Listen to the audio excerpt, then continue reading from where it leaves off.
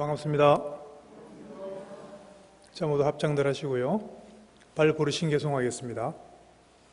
어머니이신 일체 생명들이 항상 편안하고 행복하기를 바라며 이들을 돕기 위해서 완전한 깨달음을 얻겠습니다.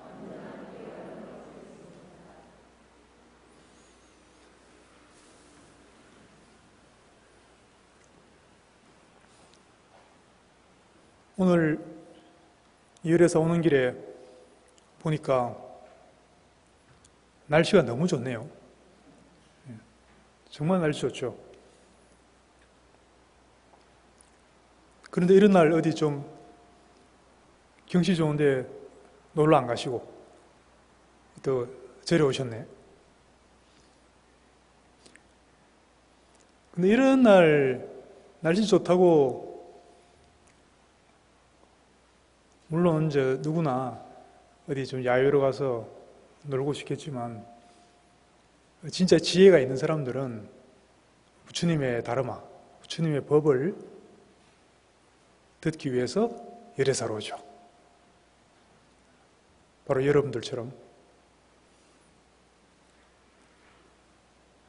오늘은 1년 중에 정말로 요즘은 1년 중에 며칠 안 되는 정도로 화창하고 기분 좋은 상쾌한 날씨입니다.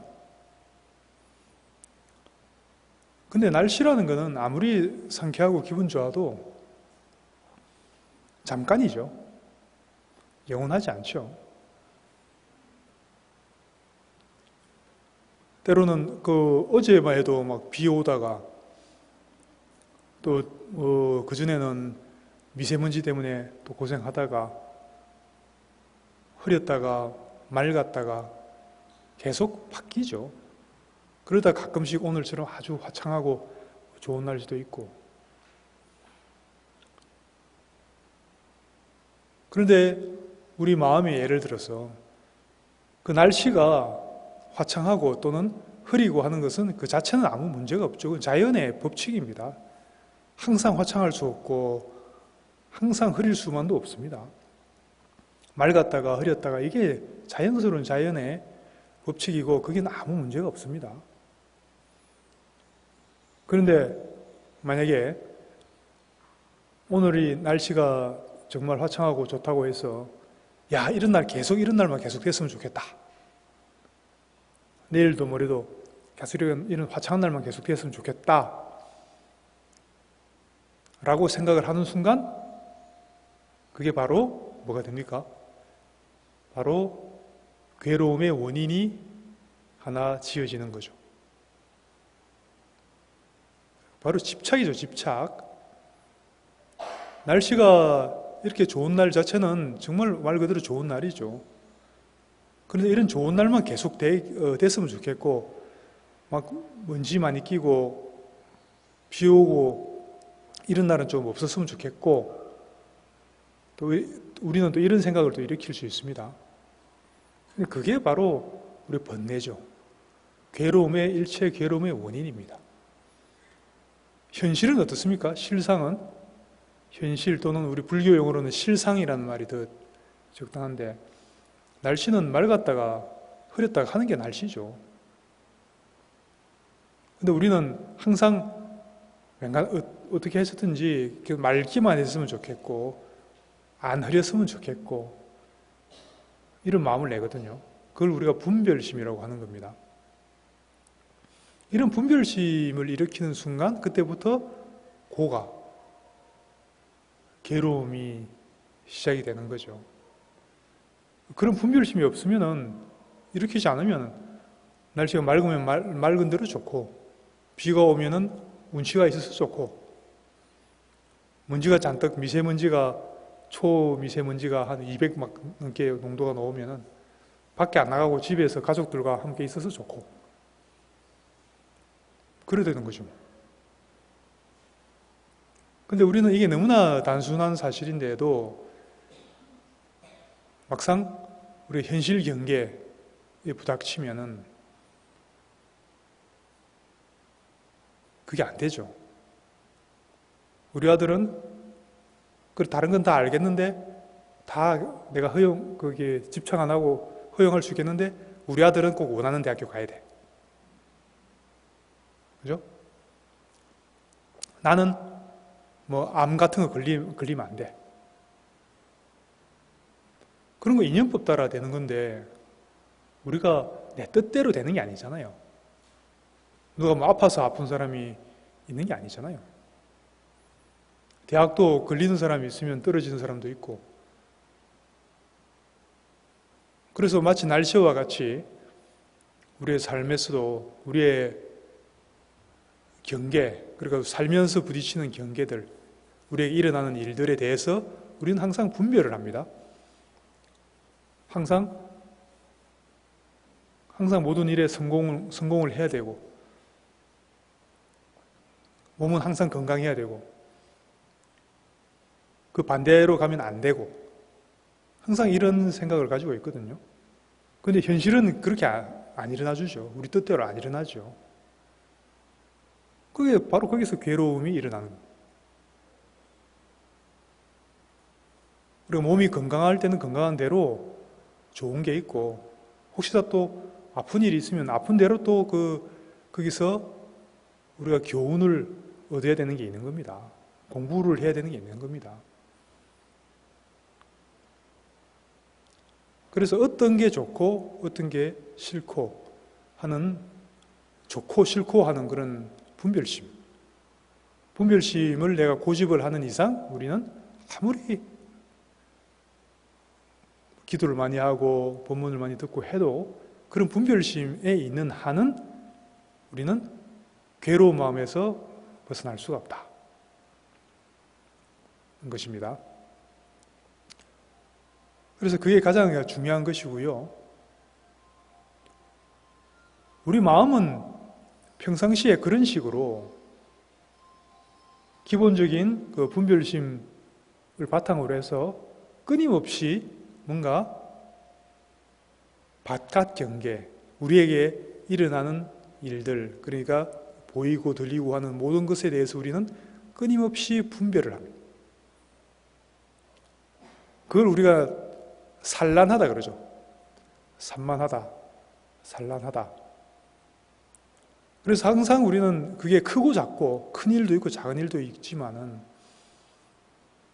우리는 예를 들어 평상시에 예를 들어 직장에서 직장일 때문에 그쪽에 마음을 뺏긴다든지, 집에서는 또 집에서 또 해야 되는 일이 있으니까 그게 또 내 마음이 가 있고, 그런 거는 일단은 어쩔 수 없다 치고, 좀 여가가 있을 때, 여유 시간이 있을 때, 시간 남을 때 또 본인이 어떻게 하고 있는지 잘 관찰해 보십시오. 예를 들어 특히 보살님들 같은 경우는 집에 이제 애들도 학교 다 가고 혼자 있게 됐을 때 그 시간을 어떻게 보내는지 잘 보십시오.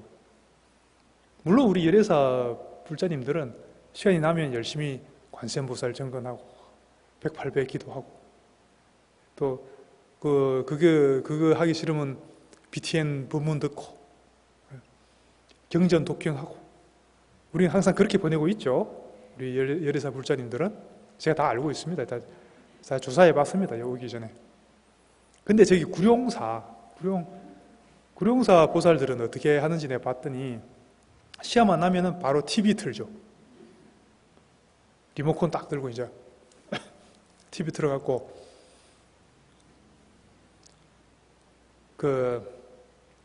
주로 이제 보살님들 보러 주로 드라마를 많이 보죠. 드라마. 아니면 요즘은 예능 프로 얼마나 재밌습니까?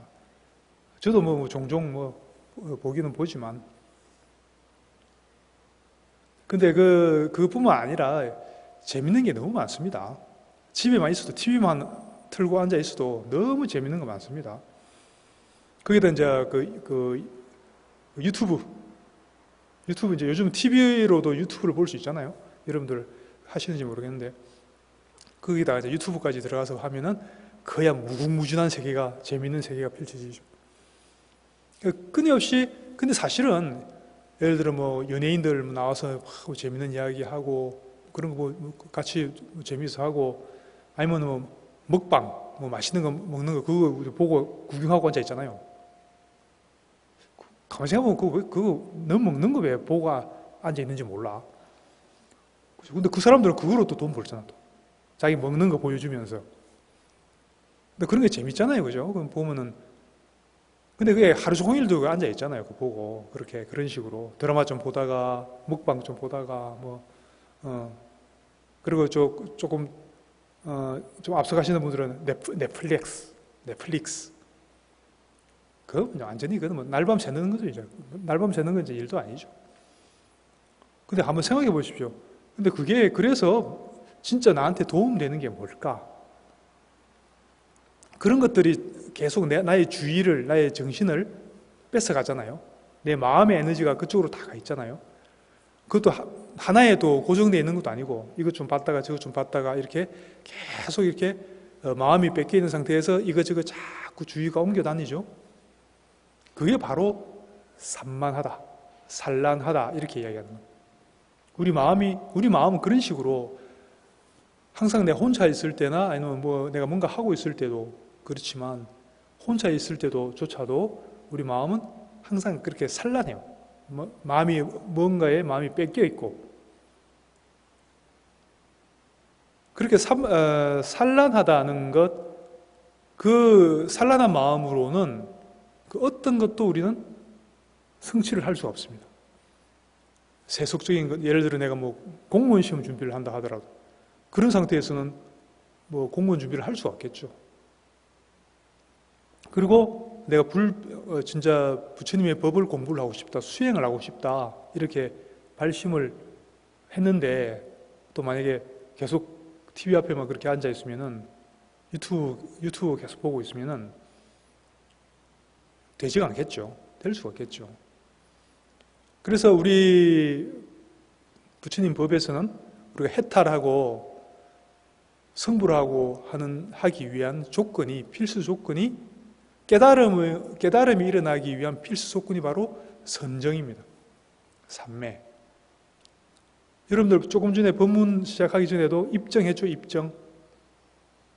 입정이 말 그대로 하면 선정이 된다 그런 말이잖아요. 물론 뭐 진짜 뭐 아주 우리가 그 본격적인 선정, 삼매, 수행상 그런 거는 뭐 한참 또 수행을 해야 되겠지만 우선 잠깐 동안이라도 마음을 산란했던 마음을 잠깐이라도 좀 내려놓고 쉰다는 의미가 있는 거죠. 입정한다는 것은. 근데 그게 잠깐이 아니고 사실은 법문을 듣기 전에 잠깐 했지만 그게 우리의 일상생활 중에 우리가 선정이 바탕이 되지 않으면 마음이 고요한 마음, 그러니까 산란하지 않는 마음을 말하는 겁니다. 선정은. 그게 바탕이 되지 않고서는 거기서 부처님의 어떤 지혜, 깨달음 이런 게 일어날 수가 없어요. 그런 게 보이지가 않는다는 거예요. 그걸 비유로 들면은 그 물이 있는데 호숫가에 물이 있는데 물이 잔잔해야지, 물이 아주 물결이 없이 잔잔할 때는 그게 모든 모습이 그대로 비추죠. 달이 있으면 달 모양이 모양 그대로 비추어지고 누가 전화가 오면 전화 소리도 그대로 다 비춰주고 그러니까 모든 게 있는 그대로 다 고스란히 비춰주기 때문에 다 보인다는 거, 실상이 그대로 보인다는 거죠. 이게 우리가 지혜, 반야라는 건데, 근데 바람이 치고 막 요동치고 있으면, 물결이 막 일렁이고 있으면 그게 달빛이 아무리 교교해도 그 교교한 달빛이 그 달의 모양이 물에 그대로 온전하게 비추지지가 않죠.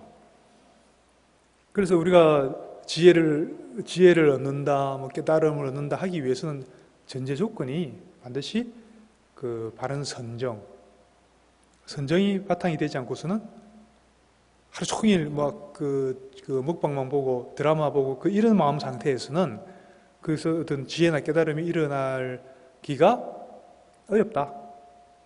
그런 이야기입니다. 그래서 우리가 육바람일, 우리 대승불교에서는 육바람일을 이야기하죠. 다들 아시겠지만 보시지계, 인욕, 정진, 선정, 그리고 지혜잖아요. 마지막 앞에 5가지는 앞에 5가지는 마지막 하나, 지혜, 그 반야바라미를 일으키기 위해서 앞에 5가지가 다 전제 조건으로, 예비 조건으로 존재하는 겁니다. 그 중에 마지막이 선정이죠. 보시하는 마음, 내가 막 욕심 부리고 막 인색하고 이런 마음이 있으면 이 마음 때문에 이게 장애가 되어서 그런 고요한 평안한 선정이 일어나지 않는 겁니다. 지계, 인욕 다 마찬가지죠. 내가 인욕, 예를 들어 내가 뭐 누가 막 건드리면은, 성질 건드리는 대로 내가 막 성질 다 내고 그래 버리면은, 그런 마음 상태에서는 우리는 선정이 일어날 수가 없고, 선정이 일어나지 않으면은 반야, 깨달음이 일어날 수가 없는 겁니다. 그래서 그 앞에 5가지 바람일은 결국 마지막 반야바라밀, 지혜바라밀이죠. 반야바라밀, 그게 바로 깨달음입니다. 그것을 일으키기 위한 전제 조건인데, 그게 이제 이 부분이 되지 않고서 아무리 반야, 그러니까 공성에 대한 법문, 뭐 반야신경이나 금강경이나 그런 거에 대한 것을 들어도 내 마음 바탕이 고요하지 않은 상태에서는 그게 어떤 통찰의 깨달음의 작용을 일으킬 수가 없다는 겁니다.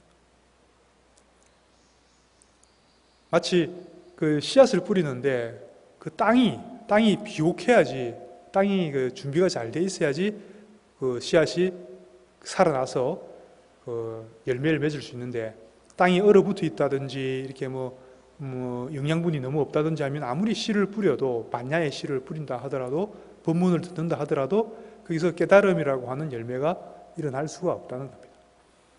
그런 비옥한 땅, 토지를, 토양을 만드는 게 바로 보시지계, 인욕, 정진, 선정, 바라밀입니다. 그 중에 이제 선정에 대해서 지금 이야기를 하고 있는데요. 우리 샨티데바의 입보사랭론 지금 몇 번 소개해 드린 적이 있죠. 입보사랭론에서는 6바라밀 하나하나 다 설명을 하고 있는데, 거기서 아주 우리가 와닿게 상세하게 설명을 잘 하고 있습니다. 왜 우리는 선정바라밀을 해야 되고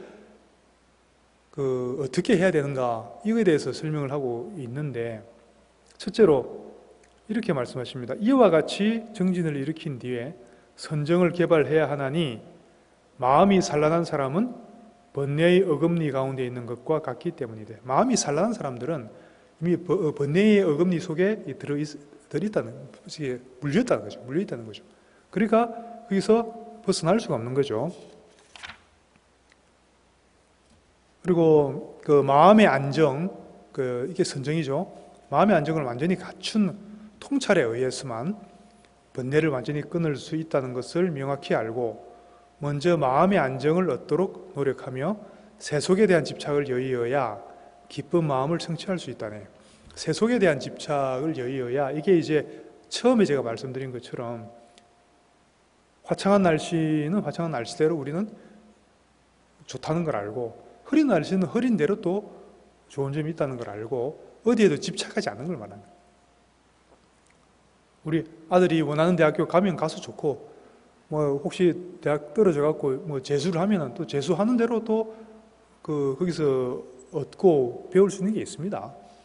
그렇게 우리가 받아들여야지, 좋은 데 가니까, 좋은 대학 갔으니까 좋고, 재수하니까 이건 뭐 잘못된 거고 싫은 거고 스트레스 쌓이고, 이런 개념으로 접근해서는 영원히 우리는 이런 고통의 세계에서 벗어날 길이 없다는 겁니다.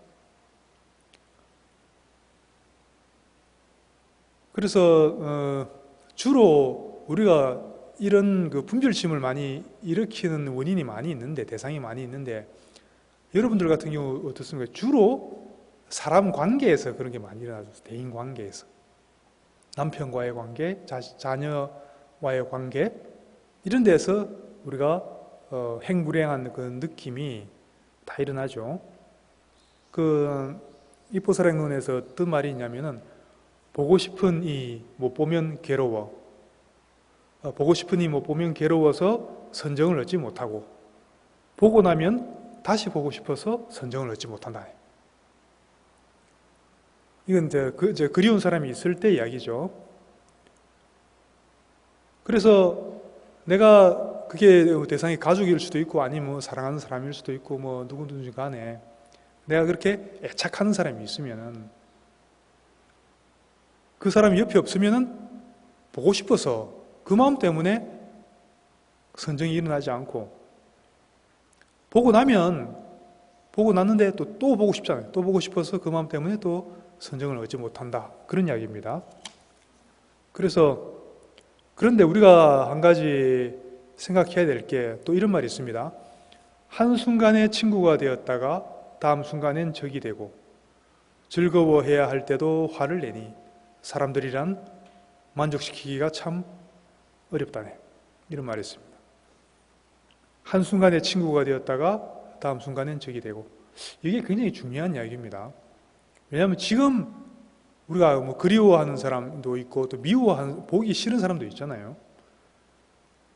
그런데 우리가 그 과거 윤회 환생을 이야기하기 때문에 믿고 있기 때문에 그런 차원에서 한번 생각을 해볼 필요가 있다는 거죠. 지금 나한테 저렇게 사랑스러운 저 사람이 지금 나의 그 다정한 저 친구가 과거 생에도 과연 친구였을까? 과거 생은 한두 생만이 아니라 뭐 100생, 200생 다 포함했어요. 과거의 어느 때인가는 찾아보면 반드시 나의 원수일 때가 있었다는 거죠. 지금 친구도 과거에는 나의 원수일 때가 있었다는 거죠. 그러면 지금 이번 생에 내가 막 꼴도 보기 싫은 사람들 있잖아요. 그런 원수는 과연 과거 생을 찾아보면 반드시 또 나의 친구였을 때가 있었다는 거죠. 그리고 우리가 보리심 이야기할 때 여러 번 이야기했지만은 친구건 원수건 다 과거 생을 찾아보면 다 나의 어머니였을 때가 다 있었다는 거죠. 지금 저 나에게 해코지하고 저렇게 숨소리조차도 듣기 싫은 꼴배기 싫은 저 사람조차도 사실은 과거 생을 따져보면 나의 어머니였을 때가 있었고 나에게 그 무한한 조건 없는 그런 사랑을 베풀어 주셨던 그런 은혜를 베풀어 주셨던 적이 있는 그런 분이라는 거죠. 이런 거를 좀 생각해 보면은 지금 저 사람이 나하고 친하다고 해서 마냥 좋아하기만 할 일이 아니고 지금 내가 저 사람이 밉다고 해서 마냥 미워만 할 일이 아니라는 거예요. 그래서 우리 그 불자들로서 선정을 들어가기 전에 반드시 갖춰야 될 게 바로 평등심입니다. 지금 보통 우리가 나하고 친하다는 건 뭐죠? 저 사람이 나한테 잘해준다는 얘기잖아요. 그러니까 나한테 못된 말하고 못되게 굴고 왔는데 친할 수는 없죠. 나한테 잘해주는 사람한테만 친하게 되죠. 뭔가 이익을 주거나 그런 사람들한테 친하게 되죠. 그런데 그게 그런 친구나 아니면 나를 해코지하는 원수나 사실은 그게 둘이 아니라는 겁니다. 그렇게 볼 수 있어야 되는 거예요. 이 부분이 중요한 게 이게 잘 되지 않으면 항상 내 친한 사람들은 자꾸 보고 싶고 더 어울리고 싶고 그런데 그 옆에 미워하는 저 사람은 좀 안 봤으면 좋겠는데 자꾸 안 볼 수도 없고 자꾸 마주쳐야 되고 이러면 계속 우리 마음에서는 한쪽으로는 내가 애착심이 생기고 한쪽으로는 싫어하는 그 진심, 그 화내는 마음이 그 짜증나고 화나는 마음이 한쪽으로 자꾸 일어나고 하는 이게 탐심과 진심에서 우리는 벗어날 수가 없는 겁니다. 그래서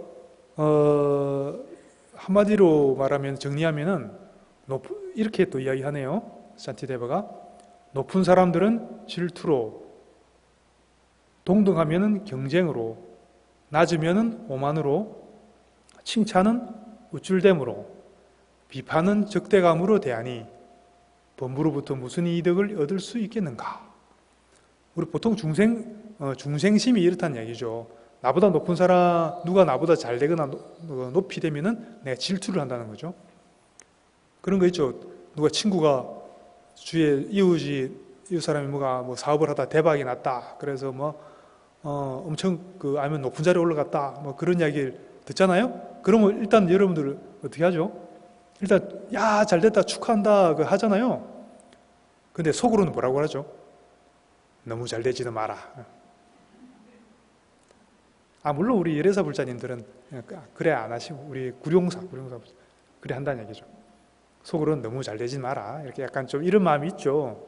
질투를 한다는 거죠. 내 주위 사람들이 너무 잘 되면은, 한편으로는 속으로 그런 마음이 있을 수 있다는 얘기죠. 나하고 비슷한 조건이면 내가 이제 어떤 그 라이벌 의식, 경쟁심 같은 거를 또 가지게 되고, 우리 보살님들 친숙하죠. 학교 또 학부모들끼리 아니면 이웃끼리 뭐 이야기하다 보면은 이런 분위기가 많이 되잖아요. 또 저 사람이 나보다 뭔가 좀 못하다 싶으면은 내가 또 자만심이 생기죠. 그 사람에 대해서. 자, 그리고 누가 나 칭찬해주면 되게 이제 어색해지고, 누가 나를 좀 비판이라도 하면 그때부터 이제 원수야, 그 사람한테. 그래서 친하던 사람이 또 친하던 사람하고 갑자기 또 원수가 되는 수도 있죠. 예, 우리 이제 중생심이 이렇다는 거죠. 이런 식의 그 분별심, 이런 마음 속에 빠져 있는 이상 우리는 그 선정이나 그 반야나 이런 걸 기대할 수가 없는 겁니다. 계속 이런 마음 상태에 있는 이거 방금 말씀드렸지만은 이걸 조금 더 정리하면은 우리가 세속 팔풍이라는 표현을 씁니다. 불교에서 8가지 세속의 경계, 우리가 마음이 주로 흔들리는, 마음이 동요되는 8가지 경계, 이렇게 이야기합니다. 그게 8가지가 뭐였죠? 그 내상이죠. 첫 번째가 이익과 손해. 내가 요새는 주식이 아니고 코인을 하는데 갑자기 조금 오르면은 뛸 듯이 기뻐했다가 요새는 계속 폭락하고 있죠. 그럼 죽을 것 같고. 그 이익과 손해에 대해서 우리 마음은 항상 동요를 하게 돼 있죠. 그게 우리 중생심이죠. 그 다음이 뭐죠? 그 다음이 칭찬과 비방. 누가 나 칭찬해주면 그렇게 좋을 수가 기분이 좋을 수가 없죠. 반대로 나 무시하거나 비방하거나 하면은 바로 그 순간부터 원수가 되죠. 그 사람은 꼴도 보기 싫어지죠. 이렇게 좋았다가 싫었다가 그 바깥 경기에 따라서 우리 마음이 좋았다가 싫었다가 이렇게 요동을 치는 겁니다. 그 다음이 또 뭐죠? 명예와 불명예. 비슷한 이야기인데 주위 사람들로부터의 나에 대한 평판. 난 좋은 평판 받고 싶죠. 주위 사람들로부터. 그 불명예는 이제 나쁜 평판이, 뭔가 안 좋은 소문이 있다. 그러면 이제 그때부터 불안해지고, 아마 이제 이런 건 이제 극단적으로 가면은 이제 연예인들이 아마 이런 고통들이 많이 있겠죠. 그러니까 연예인들이 굉장히 인기 높은 자리에 있다가도 갑자기 인기가 떨어지고 하면서 자살하는 경우가, 이런 경우죠. 이런 분별심에 빠져 있는 겁니다. 그러니까 이렇게 인기를 누리고 있을 때 너무 행복하고 너무 좋다, 세상이 다 아름답고 이러다가 그게 딱 상황이 바뀌니까 그때부터 엄청난 고통이 벌어지는 겁니다. 그게 사실은 그게 원인이 자기 마음에 있는 거죠. 본인의 분별심에 있는 거죠. 그건 뭐와 같습니까? 날씨는 항상 화창하기만 해야 돼 라는 생각하고 똑같은 거죠. 화창하다가 흐리기도 하는 건데, 화창하기만 해야 돼 이렇게 붙들고 있다가 날씨가 흐려지니까 이제 자살하는, 그건 참 어리석은 겁니다. 그 명예와 불명예. 그 다음이 락과 고, 신체적인 편안함, 즐거움, 신체적인 즐거움과 신체적인 괴로움. 당연히 이제 몸이 상쾌하고 건강하고 항상 했으면 좋겠지만, 스카운드 부처님조차도 말년에 많이 아프시기도 하고 하셨잖아요. 그건 몸이 있는 이상 노병사는 피할 수 없는 거거든요. 그래서 또 몸이 건강하고 상쾌할 수도 있지만 또 병이 날 수도 있고 아플 수도 있고 그런 거죠.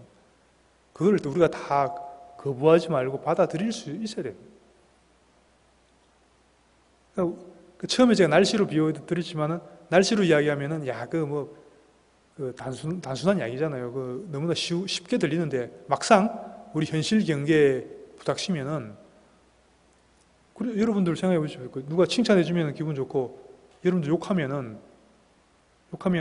기분 나쁘잖아요. 근데 이 세상 모든 사람들이 나를 좋아하는 사람만 있을 수가 없거든요. 또 싫어하는 사람도 반드시 있거든요. 이렇게 좀 많은 사람들 상대하다 보면은, 그거는 부처님도 그랬습니다. 스카모니 부처님 계실 때도 부처님은 욕하고 막 비방하고 하는 사람들이 되게 많았습니다. 부처님조차도 그런데 모든 사람이 좋아했던 게 아닌데, 어떻게 우리 같은 사람들도 모든 사람들이 나를 좋아할 거라고 기대를 하면 안 되죠. 그 자체가 잘못된 거죠, 기대가. 그리고 때로는 내가 억울하게 나의 욕을 듣는 경우도 있는 거고, 그런 거죠. 때로는 나 별로 한 것도 없는데 갑자기 엄청 보상을 받을 때도 있고, 반대로. 그게 이제 우리 그 삶이 그런 게 이제 반복이 되는 겁니다. 근데 그걸 가지고 나는 계속 좋은 일만 있고 칭찬만 받고 싶죠, 우리 마음이. 그 자체가 허망한 분별심이라는 거죠. 잘못된 욕심이라는 거죠. 그게 날씨가 항상 화창하기만 했으면 좋겠다라는 생각하고 똑같은 겁니다. 그렇게 생각하기 때문에 우리가 마음이 평안해질 수가 없고, 항상 어떤 괴로움의 씨앗이 존재하고 스트레스가 자꾸 쌓이고 불만족스럽고 하는 이유가 바로 그런 분별심, 날씨가 항상 좋기만 해야 돼라고 하는 한 생각, 그 분별심을 우리는 평생 놓지 못하고 살기 때문에 계속해서 그런 괴로움이 따르는 겁니다. 그래서 세속팔풍, 불교에서 이제 세속팔풍으로 비유를 많이 하죠. 이익과 손해, 칭찬과 비방, 명예와 불명예, 즐거움과 괴로움, 이 8가지죠. 이 8가지에 이거 말고 있습니까? 우리가 마음이 이렇게 동요하는 게 이 8가지 말고는 없죠. 항상 그 중에 어느 하나에 내 마음이 쏠려 있는 거죠. 근데 그 세속팔풍의 중심에는 우리가 마음이 자꾸 이랬다 저랬다 자꾸 안정이 안 되고 쏠리는 이유는, 그 원인을 따지고 들어가면은 그 가운데에는 항상 뭐가 있냐면은 나라고 하는 개념이죠. 나라고 하는 그 중심이 항상 있습니다. 내가 칭찬받으니까 좋고, 저 사람이 나를 무시하네? 그러니까 기분 나쁘고. 그렇죠? 내가 이익을 보니까 좋고, 내가 손해를 보니까 싫고, 항상 그 중심에, 모든 번뇌의 중심에는 반드시 내가 있습니다. 이 나가. 근데 이 나라는 것이, 우리가 저번에 우리 보리신 공부할 때 한강, 김철수로 제가 공성에 대해서 이야기할 때 잠깐 설명드렸지만, 나라고 하는 게 이 자체가 헛개비 같은 거죠. 원래 있었던 게 아니고, 여러분도 생각하십시오. 2살, 3살 때 나라는 개념이 있습니까? 말 배우기 전에, 말 배우기 전에 나라는 갑자기 2살짜리 애가 내가 배고파. 나는 좌파야, 나는 우파야. 4살짜리 애가, 4살 정도 되면 그런 말 할 수도 있겠다. 2살짜리 애가 그런 말 하나요? 그런 개념이 있나요, 2살짜리 애들? 모든 게 우리가 나라는 말을 언젠가 배웠습니다. 태어나고 나서. 그 나라는 말을 배우고 나서 내가 배고파. 이런 말을 하기 시작하면서 그 나라는 개념이 그때부터 형성이 된 겁니다. 인연에 따라서 형성이 된 거지, 나라는 게 원래 있던 게 아닙니다. 근데 이 나라는 개념이 내 마음속에 자리 잡고 나서부터 어떤 일이 생기는 거죠? 나라고 하는 게 지켜야 될 어떤 그 나라는 게 생기니까, 그때부터는 이 나를 보호해야 되고, 내가 다치면 안 되고, 내가 상처받으면 안 되고, 내가 남보다 잘나야 되고, 내가 남보다 잘 나가야 되고, 이런 게 이제 막 벌어지기 시작하는, 이게 바로 번뇌 아닙니까? 그 모든 번뇌의 중심엔 내가 나가 있다고, 나. 근데 우리가 불자들이 항상 잊어버리지 말고 항상 참고해야 되는 거는, 모든 그 번뇌의 중심에 있는 나, 이 나가 과연 이 나라고 하는 것이 실체가 무엇인가? 나가 과연 무엇인가? 항상 이 질문을 잊어버리시면 안 돼요. 스스로에게 계속 이 질문을 던져야 돼요. 막 괴로운 일이 있으면은, 괴로운 일이 있다는 것은 괴로운 마음이 일어나고 있다는 얘기죠. 괴로운 마음이 일어날 때, 이 괴로움에, 지금 내가 괴롭잖아요. 이 괴로움을 겪고 있는 나라는 것은 과연 그 정체가 무엇인가? 실체가 무엇인가? 그것에 대해서 끊임없이 스스로 돌아보고 참고를 하셔야 돼요. 이런 부분이 해결이 안 되면은 결국 우리 마음은 결코 선정을 얻을 수가 없습니다. 그러니까 선정은 마음이 산란하지 않고 고요한 상태를 말하는 것인데, 보통 고요하면 또 자잖아요. 잠들잖아요. 그 상태가 아니고, 그 의식이 활짝 명료하게 깨어 있으면서도 고요한 상태를 우리가 선정이라고 하는 겁니다.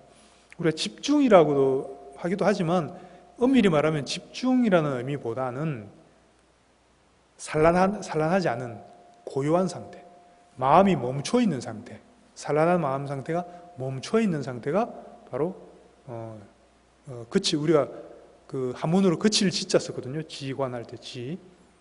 인도 말로는 사마타, 사마디 뭐 이렇게 이야기하지만, 그래서 결국은 우리 이게 우리가 삼매 또 선정을 공부하고 성취하는 데 있어서 중요한 거는, 이게 뭐 예를 들어 내가 무슨 집중을 어디 대상에 집중을 해서 뭘 어떻게 하고 하는 테크닉적으로 접근을 하는 것도 필요하지만, 그거로 되는 게 아니고, 사실은 왜 우리가 선정 상태가 있지 않고 자꾸 산란해지는가, 마음이 산만해지는가, 이것을 우리가 통찰을 해야 된다는 얘기죠. 우리가 끊임없이 마음으로 자꾸 마음이 바깥으로 흩어지고 산란해진 이유는 방금 말씀드렸다시피 세속팔풍에 자꾸 마음이 끄달린다는 거죠. 누가 칭찬해주면 막 좋아했다가 욕하면 막 기분 나빴다가 이런 게 우리가 세속팔풍에 끄달리고 있다, 분별하고 있다, 이렇게 보는 겁니다. 이런 상태에 있기 때문에 우리는 마음이 결코 고요해질 수가 없고, 그런 나를 자극하는 그런 일들은 끊임없이 계속 생기죠. 그럼 내가 사람 한 명도 안 만나고, 그럼 이제부터 사람 안 만나면 되겠지. 그럼 집에 있으면 집에 또 TV 보나, TV 보다 보면 또 어느 순간 TV 속에 주인공하고 또 내가 또 이제 동일시 해버리죠. 그래서 괜히 주인공이 막 스트레스 받으면 나도 같이 스트레스 받고 막 또 그런 식으로 돼버리죠. 그걸 보면서 또 간접적이지만 또 번뇌를 일으키죠.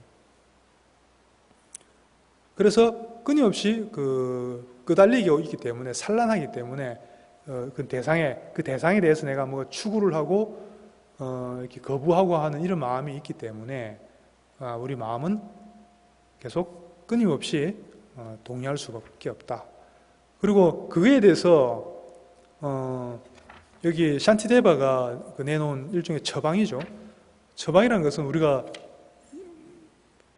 이야기했지만, 보리심에서 이야기했지만, 항상 내 중심적인 사고에서 벗어나서 그 자비심, 부처님과 같은 자비심을 낼 수 있도록 그 상대방 타인을 위한 그런 마음, 이타심을 자꾸 개발하는 게 이게 바로 하나의 처방이 된다는 얘기죠. 우리 샨티데바께서 제시하고 있는 처방입니다.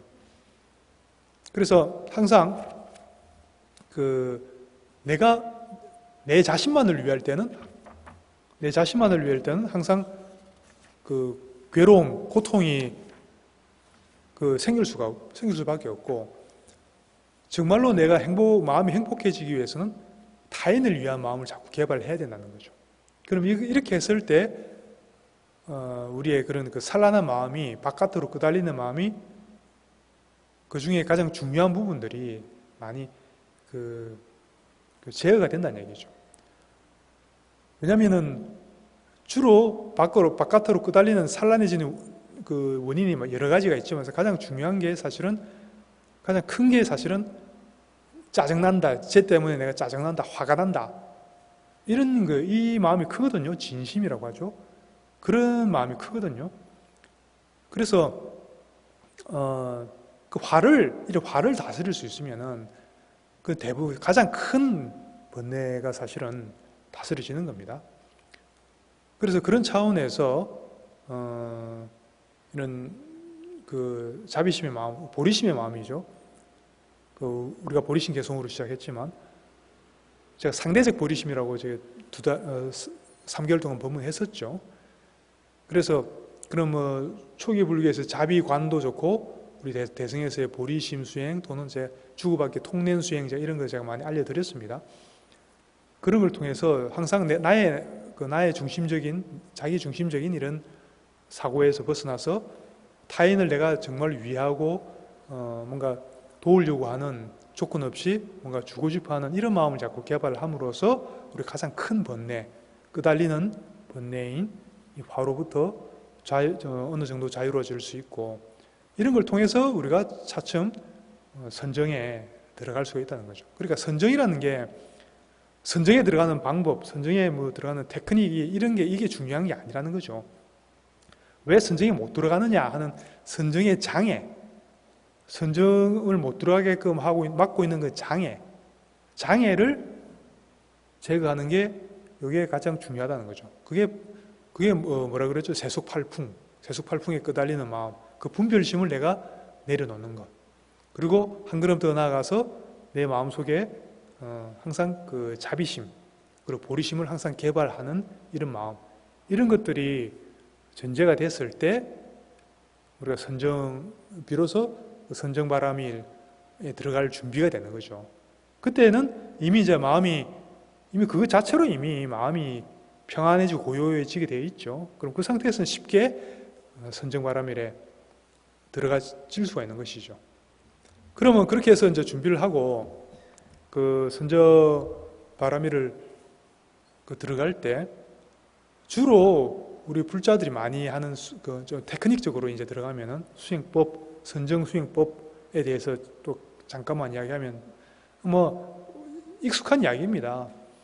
주로 보편적으로 초기 불교에서는 우리 선정에 들어가는 방법으로 호흡관을 많이 해요. 호흡관을. 그럼 우리 대승불교에서도 마찬가지 그는 공통적으로 해도 되는 겁니다. 호흡관은 소성, 대성 가릴 것 없이 우리가 보편적으로 우리가 선정에 들어갈 수 있는 그 길이 되는 겁니다. 그런데 방금 말씀드렸다시피 이제 예를 들어 수식관, 앉아서 호흡을 관찰하는 또는 호흡을 세는 수식관 이런 걸 다 배워보고 해본 적이 있을 겁니다.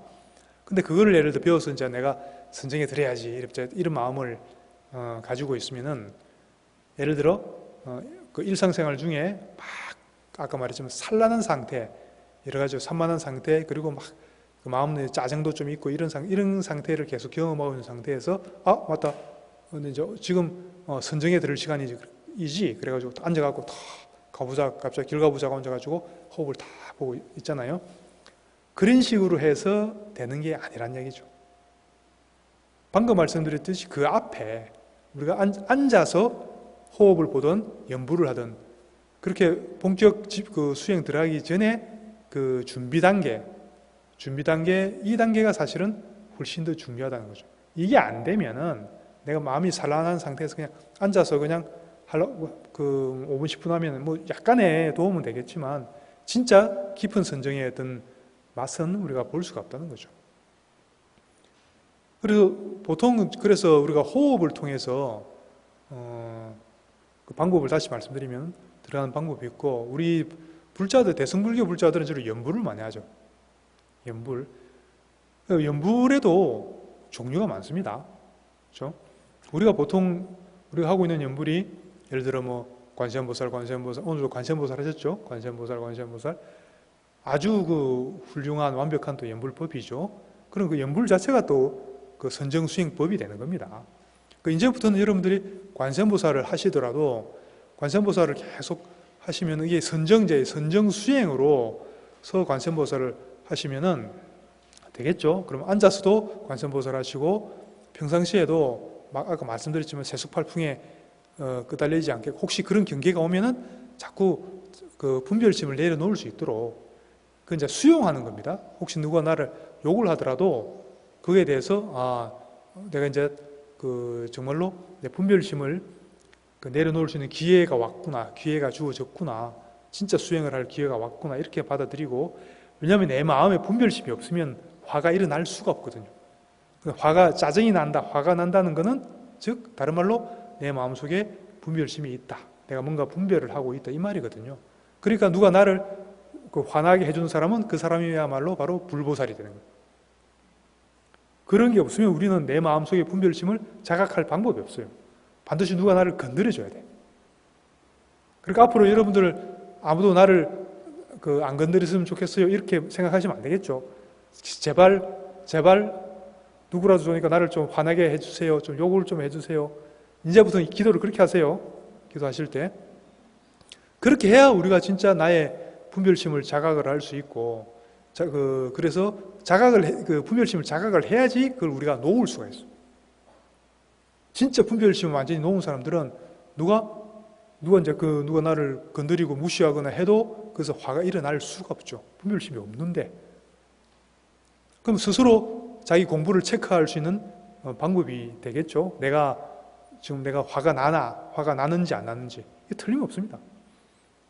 나는 수행도 엄청 열심히 했고, 봉종함도 한 15번 갔다 왔고, 내가 그 선방에서 안거도 몇 번 하고, 수행 많이 했어. 경전도 엄청, 금강경도 10만도 하고 했어. 근데 누가 나한테, 야, 니 같은 게 뭐 한다고 그렇게 함부로 아는 체 하냐? 나대냐? 아무것도 모르는 게. 누가 그러면 갑자기 성질이 확 일어나. 이거 뭐야? 이거 공부 한 개도 안 했다는 얘기예요, 지금 이거는. 분별심이 그대로 있다는 얘기잖아요.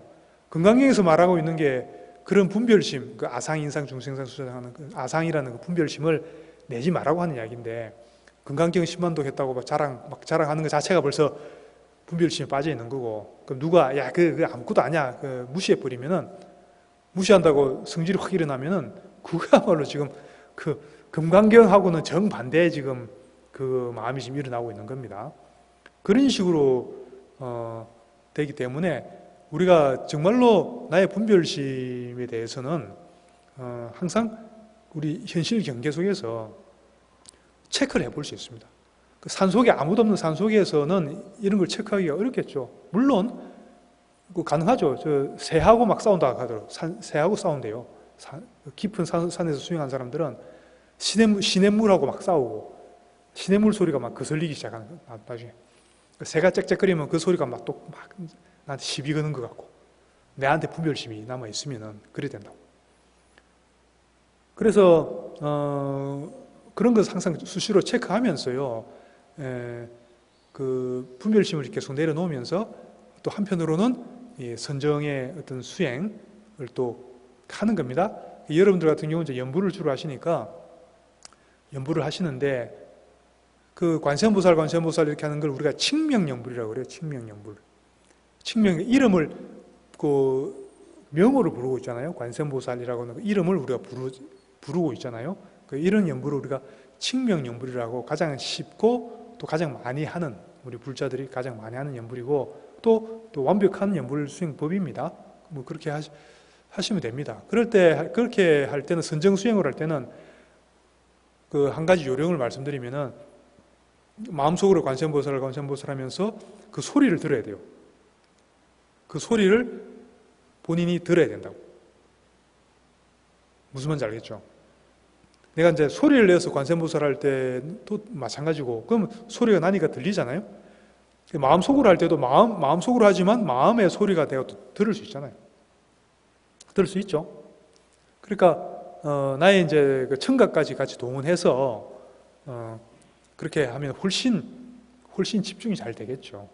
그리고 본인이 좋아하는 관세음보살 상이 있으면은, 가능하면은 관세음보살 그 상을 떠올리면서 그 관세음보살이 한 손바닥 정도 크기로 내 눈앞에 이렇게 있다고 생각하고, 그렇게 우리 시각적으로도 관세음보살 상을 보면서 동시에 또 소리도 들으면서 그렇게 하시면 그게 가장 완벽한 선정, 관세음보살 연불을 통한 연불산매, 연불 선정 수행법이 되는 겁니다.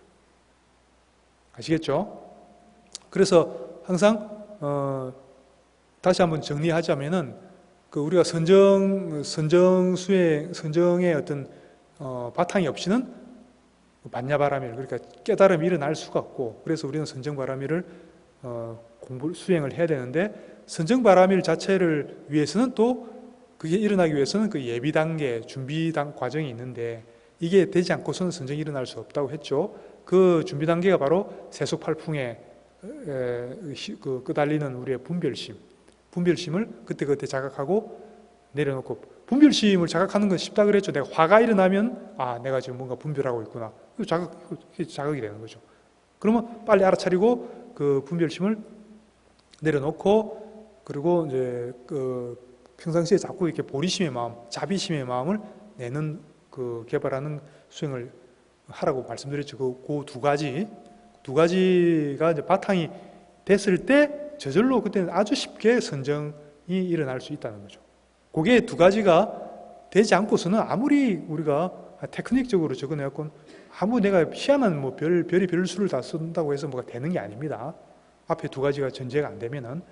그래서 그렇게 해서 이제 선정바라밀에 들어가되, 그 선정, 이제 테크닉적으로, 방법적으로는 방법이 많습니다. 굉장히 선정이 들어가는 방법이 많은데, 가장 대표적인 그 두 가지 말씀드렸죠. 자기 조용히 앉아서 수식관, 호흡관을 하든지, 아니면은 이제 그 연불, 관세음보살이나 나무아미타불이나 지장보살도 좋고, 본인이 좋아하는 불보살님의 명호를 부르면서 동시에 그 명호를 한쪽으로 그 명호를 계속 부르면서 한쪽으로는 그 소리를 들으라고 했죠. 그 소리를 들으면서 또 가능하면은 시각적으로도 그 불보살의 그 모양을, 그 상호를 이렇게 기억하면서 상상을 하면서 그렇게 하면은 우리 오감을 다 사용해서 그 연불을 하는 게 되고, 그렇게 했을 때 우리는 쉽게 그런 것들이 다 갖춰졌을 때 우리는 선정바라밀을 어렵지 않게 성취할 수 있다. 그런 말씀을 드리면서 또 회양하겠습니다. 자, 회양 개송하겠습니다. 오늘 이 공덕으로